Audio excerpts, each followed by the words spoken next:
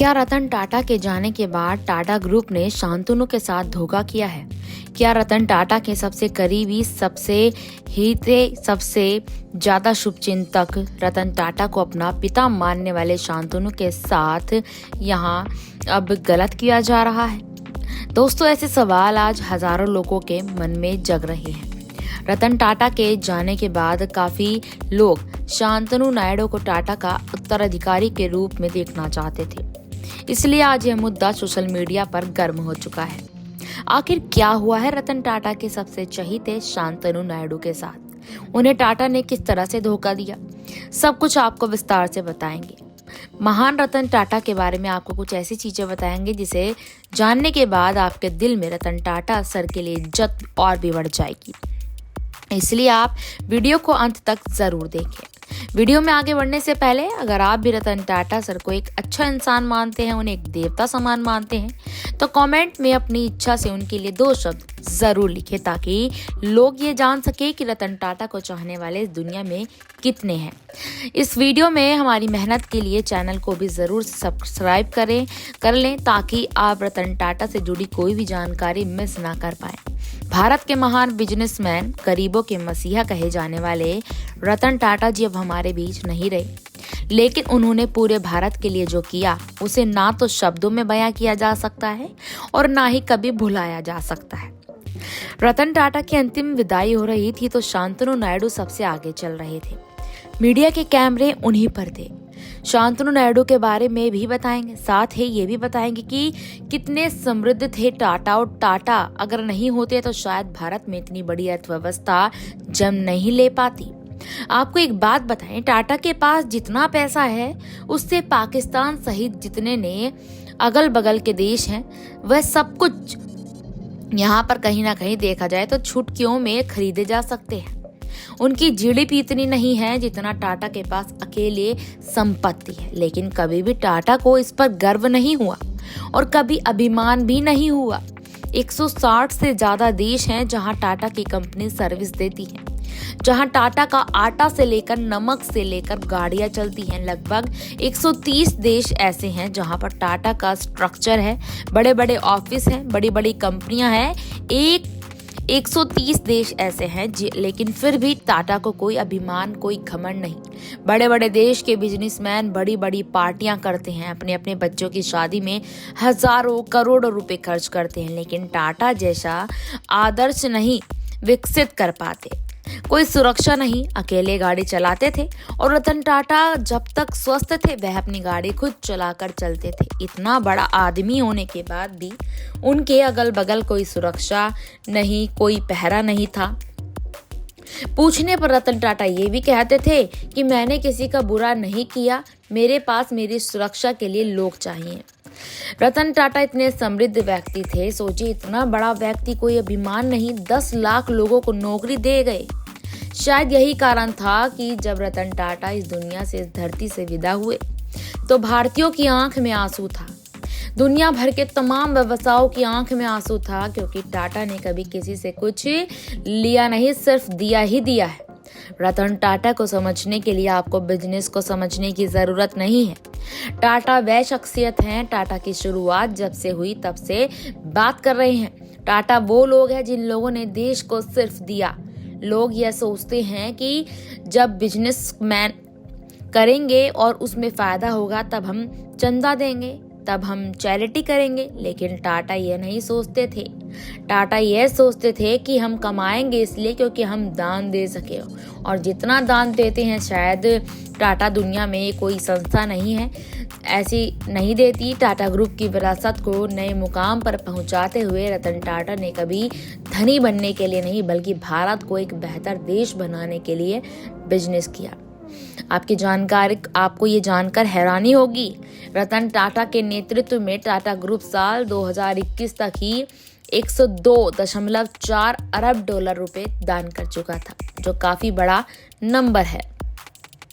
यह इतनी बड़ी रकम है कि आज भी दुनिया के लिए दिग्गज अरबपतियों की नेटवर्क इतनी नहीं होगी।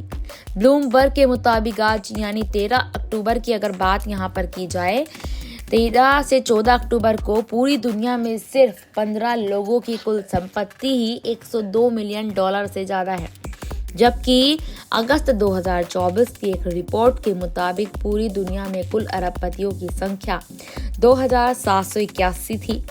यानी टाटा ग्रुप ने साल 2021 की अगर मैं यहाँ पर बात करूँ, इसी बीच आपको बता दें कि रिपोर्ट्स के मुताबिक रतन टाटा अपने पीछे करीब 3800 करोड़ रुपए की दौलत छोड़ गए। रतन टाटा अपनी दरियादिली के लिए जाने जाते थे। रतन टाटा ने अपनी कमाई का 60 से 70% हिस्सा दान किया है। रतन टाटा को जानकारों से भी यहाँ पर बता दें कि रतन टाटा को जानवरों से भी बेहद प्यार था। रतन टाटा सर की उम्र से करीब 5 दशक छोटे शांतनु नायडू रतन सर के वह दोस्त थे जो उनके साथ फिल्में देखने जाते थे, उनके साथ शॉपिंग करने जाते थे। रतन टाटा यहाँ पर क्या खाएंगे उनका ध्यान रखते थे। रतन टाटा को क्या अच्छा लगता है, क्या बुरा लगता है, इसका ख्याल एक बेटे की तरह रखते थे।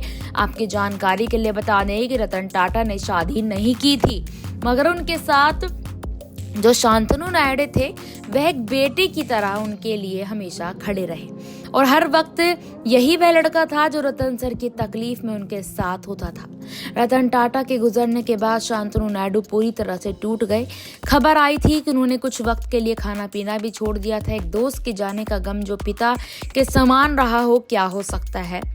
यह जिसने अपने दोस्त को खोया उस दर्द को शायद वही महसूस कर सकता है। लेकिन यहाँ एक चीज को लेकर चर्चा चल रही है, क्या शांतनु नायडू के साथ धोखा किया गया है। रातों रात क्यों टाटा ग्रुप के बोर्ड ऑफ डायरेक्टर्स ने बड़ा फैसला लेते हुए खेल करने का काम किया। रतन सर के गुजरने के ठीक अगले ही दिन टाटा ग्रुप के अध्यक्ष का ऐलान किया जाता है।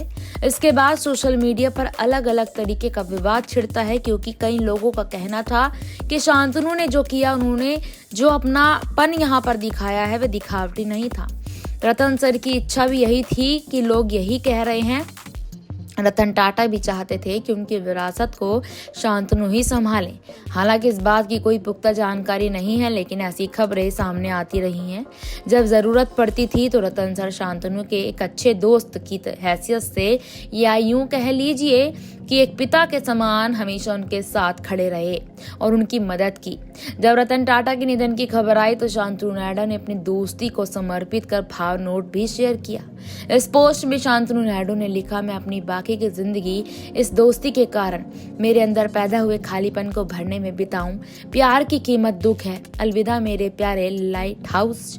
शांतनु जानवरों से प्रेम करते थे और रतन सर भी, इसलिए रतन सर ने उनकी दोस्ती हुई थी। आपको बता दें कि रतन टाटा शांतनु पर बहुत भरोसा करते थे, इसलिए उन्होंने उनको अपना पर्सनल असिस्टेंट बनाया था। मतलब आप समझ सकते हैं कि उनके सारे प्रोग्राम शांतनु मैनेज करता थे।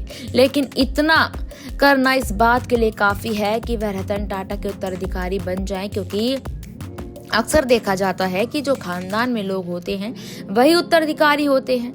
हुआ भी वही है। रतन सर के सौतेले भाई नोएल टाटा को यहाँ टाटा ट्रस्ट का अध्यक्ष बनाया गया है और अब शांतनु को भी उनके अंडर ही काम करना होगा। जिम्मेदारी मिलते ही उन्होंने कहा कि परिवार की विरासत को आगे बढ़ाऊं, मगर यहाँ विवाद इस बात को लेकर है कि रतन टाटा सर ने अपनी पूरी जिंदगी देश के लिए खर्च कर दी, गरीबों के लिए खर्च कर दी, और जिस सौतेले भाई ने उनके साम्राज्य को संभाला है वह भारत के लिए नहीं बल्कि आयरलैंड के नागरिक है। यही वजह है कि सारी बातें इसी के इर्द गिर्द घूम रही है।